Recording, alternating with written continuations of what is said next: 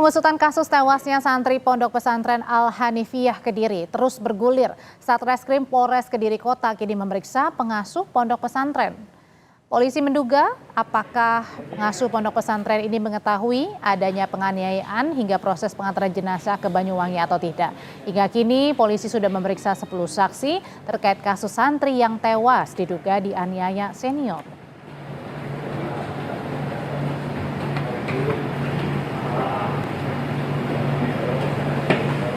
Terakhir masih kami dalami terkait untuk pengetahuan dari pihak pondok akan pemberitahuan dari para santri sejak kapan beliau mengetahui dan sampai dengan tahapan beliau mengantarkan korban kepada keluarga di Banyuwangi.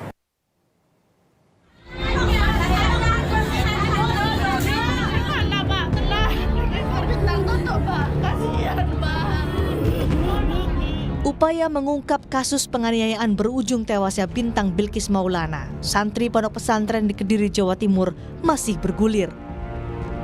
Dalam rekonstruksi yang digelar di Mapolres Kediri, keempat tersangka penganiayaan itu punya perannya sendiri. Dari keempat tersangka ini sama-sama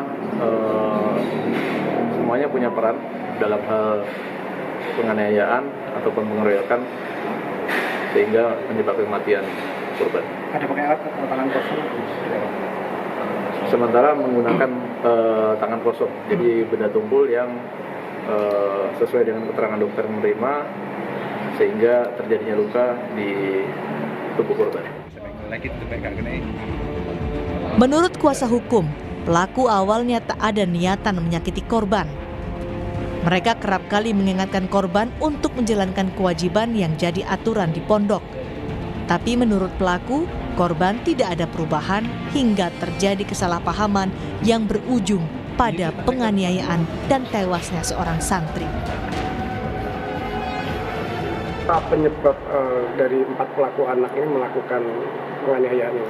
Kesalahpahaman, artinya memang di pondok itu kan kadang-kadang mengingatkan, saling mengingatkan agar melakukan sebuah kewajiban-kewajiban yang menjadi aturan main pondok.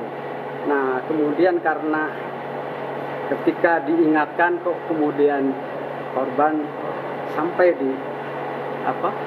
dipukul misalnya, tapi tidak ada rasa sakit atau katakan berontak dan lain sebagainya. Ini yang kemudian dianggap kayak disadarkan bagaimana cara menyadarkan itu. Di tengah proses penyelidikan, ibunda korban menyayangkan belum ada permintaan maaf dari pondok pesantren atas kematian anaknya. Ibu korban kini menyerahkan sepenuhnya pengusutan kasus ini ke polisi. Sana, jadi intinya untuk tersangka saya sudah pasrahkan ke pihak hukum seadil-adilnya. Dan yang disayangkan sekarang saya kenapa sampai detik ini dengan kepulangan anak saya, kepergian anak saya itu pihak pondok pesantren sampai saya ini tidak ada kata inisiatif atau berbelasungkawa ataupun kata maaf kepada pihak keluarga yang sedang berduka saat ini. Itu saja. Dalam penyelidikan terbuka fakta baru. Pondok pesantren tempat korban dianiaya ternyata belum mengantongi izin.